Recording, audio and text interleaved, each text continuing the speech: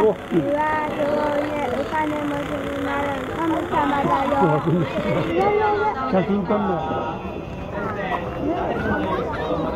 真ん中のお席座りましょう。前に出るよ。お前。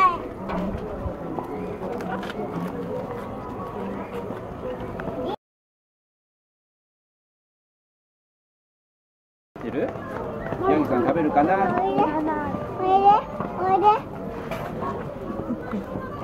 いらないや。赤ちゃん。ここに来た。ほら、大きいヤギさんが来て、こっち。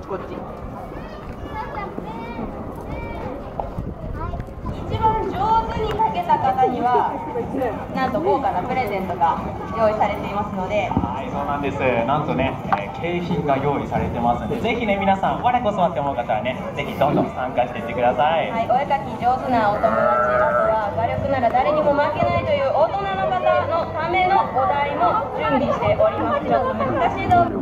長いから。下のやつらがボヨーン。ちゃんとしまったね。みんな起きた。おいで。言葉通じてない。動物は人間の言葉を分かってる。動物は人間の言葉